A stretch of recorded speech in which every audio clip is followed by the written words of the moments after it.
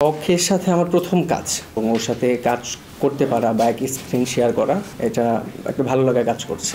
অনেকে যেটা হয়তো ধাম করে উঠে যায়, পড়েও যায়, তো আমি সেটা চাচ্ছি না। আমি একদমই চাচ্ছি যে ক্যালকুলেটিভভাবে সুন্দর করে আস্তে আস্তে উপরে ওঠা।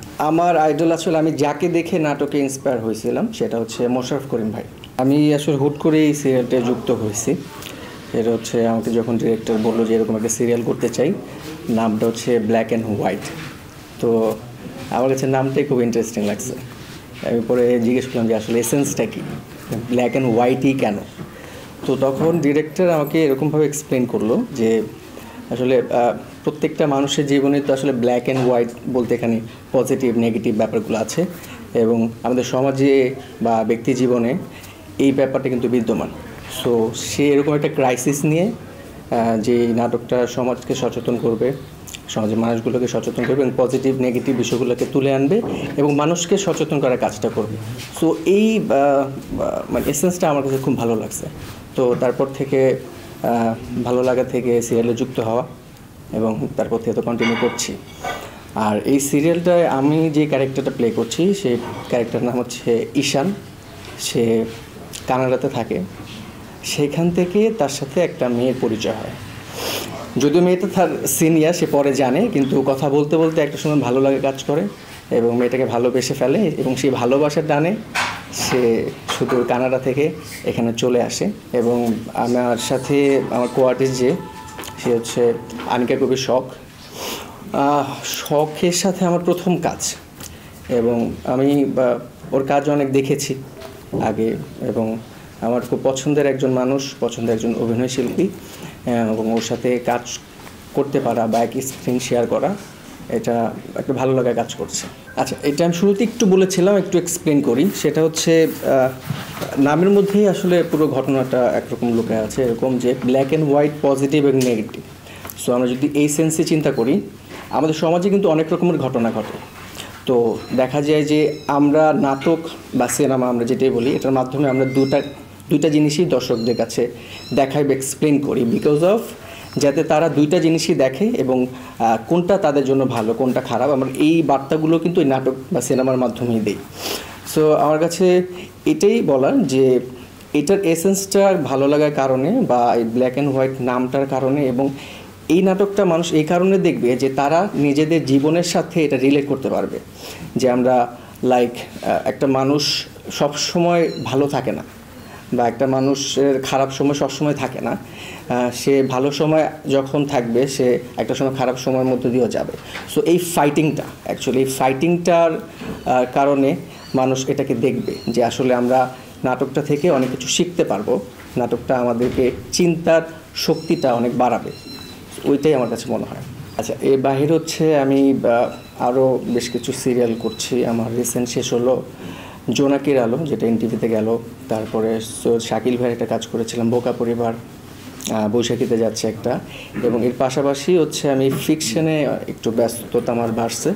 তো লাস্ট হচ্ছে আমি কিছু কাজ করেছিলাম চয়নিকা চৌধুরীদের সাথে। তো ওটার নামটা ছিল বেঁধেছি আমার প্রাণ।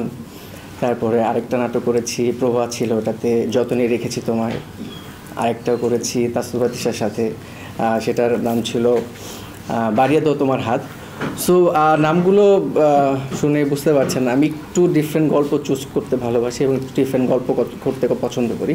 মানে বিষয়টা হচ্ছে এরকম না যে রোমান্টিক গল্পই করি, সবগুলো নাটকই রোমান্টিক, বাট এর বাইরেও আমি ট্রাই করি যে একটু ভিন্নভাবে নিজেকে উপস্থাপন কীভাবে করা যায়।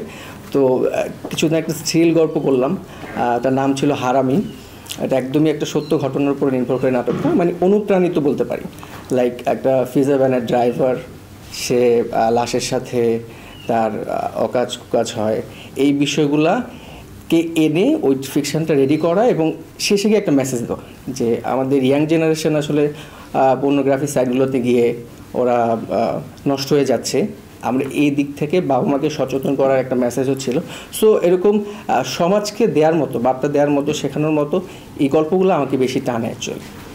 এটা একদম শুরুর দিন থেকেই হয়ে গেছে একরকমের, যে যখনই মেকআপ রুমে ঢুকছে ওর সাথে পরিচয় হয়েছে, আমার কাছে মনে হয় না যে এটা আমাদের প্রথম কাজ। ও এত সুন্দরভাবে অ্যাকসেপ্ট করছে আমাকে, এবং আমরা অনেক শেয়ারিং করলাম, ওর ফ্যামিলির অনেক কিছু বললাম আমাকে, আমি কিছু শেয়ার করলাম। সো সিনে যাওয়ার আগে একরকমের একটা আন্ডারস্ট্যান্ডিং তৈরি হয়ে গেছে।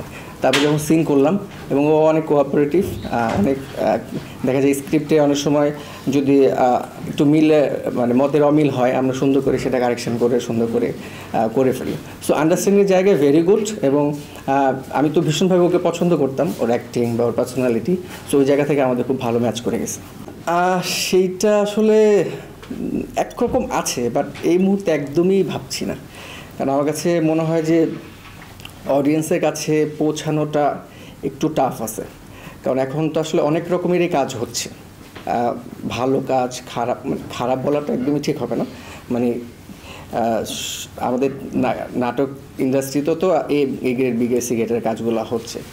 তো এই জায়গা থেকে আমি সবসময় চেষ্টা করছি যে একটু ভালো গল্পে কাজ করে আমার একটা অডিয়েন্স তৈরি করা, যে অডিয়েন্সগুলো আমাকে ভালোবাসবে, আমার কাজ ভালোবাসবে।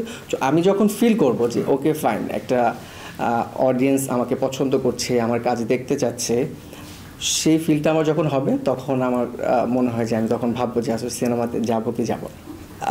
আমি এখন পর্যন্ত সন্তুষ্ট, বিকজ অফ আমি যেখান থেকে শুরু করেছিলাম, আমার শুরুটা ছিল একদমই দীপ্ত টিভির পালকি নাটক থেকে। তো আমি সেই তখন থেকে আজ অবধি আমি শিখছি কাজ, এবং যেটা হয়েছে যে একটা গ্রাফ থাকে না ক্যারিয়ারে, যে আপনি একদম এখান থেকে শুরু করলেন, এরপরে কি আপনার মানে চলার লাইনটা কেমন, গ্রাফটা কেমন। সো আমি সবসময় খেয়াল করেছি যে আমি একটু উপরের দিকেই যাচ্ছি আস্তে আস্তে। হ্যাঁ, সেটা একদমই স্লো, অনেকে যেটা হয়তো ধাম করে উঠে যায়, পড়েও যায়। তো আমি সেটা চাচ্ছি না, আমি একদমই চাচ্ছি যে ক্যালকুলেটিভভাবে সুন্দর করে আস্তে আস্তে উপরে ওঠা, এবং সেই দিকে আমার মনে হয় যে আমি একদম রাইট ট্র্যাকেই আছি। আমার আইডল আসলে আমি যাকে দেখে নাটকে ইন্সপায়ার হয়েছিলাম সেটা হচ্ছে মোশাররফ করিম ভাই।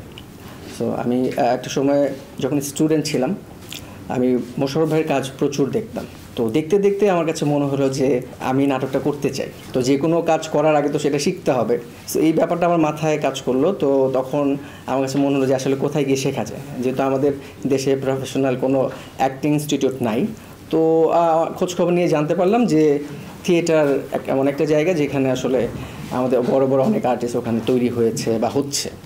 তো ওই জায়গা থেকে পরে থিয়েটারে যোগ দেয়া, এবং এখন পর্যন্ত থিয়েটারের সাথে আছি এবং অ্যাক্টিং শিখছি। এটা আমি জানি না, মানে আমার দিক থেকে আমি একদমই নার্ভাস ফিল করি না, বিকজ অফ কাজ করার আগেই সেই আলোচনা, পর্যালোচনা বা শেয়ারিংয়ের মাধ্যমে সেটা চলে যায়। আর বাকিটা তো আসলে ডিরেক্টর বা অডিয়েন্স বলতে পারবে, কিন্তু আমার জায়গা থেকে আমি একদম ফিল করি না। আমি তো ভীষণ আশাবাদী, বিকজ একটা ধারাবাহিকে যেটা হয় যে প্রথমেই অনেক কিছু আসলে গেস করা যায় না। তা আমাদের এটা সেকেন্ড লট চলতেছে, তো ফার্স্ট লট থেকে সেকেন্ড লট এক্সপিরিয়েন্স আরও ভালো, ক্যারেক্টারটা বোঝার ক্ষেত্রে, ক্যারেক্টারটা অ্যানালাইজ করার ক্ষেত্রে আরও আন্ডারস্ট্যান্ডিংয়ের জায়গাটা ক্রিয়েট হচ্ছে। সো আমি আশা করি যে দর্শক ভালো ফিডব্যাক দিচ্ছে এবং দর্শক কাজটা পছন্দ করবে, বিকজ আমরা একদম অনেস্টির সাথে কাজটা করার চেষ্টা করছি। বাকিটা তো দর্শকের উপরে, দর্শক পছন্দ করলে আমরা এটা কন্টিনিউ করব। হারুনের সাথে আমার অনেক দিনের পরিচয়, আমাদের ফিকশন দিয়ে শুরু হয়েছিল। তো এখন ওর ধারাবাহিক আমি প্রথম করছি।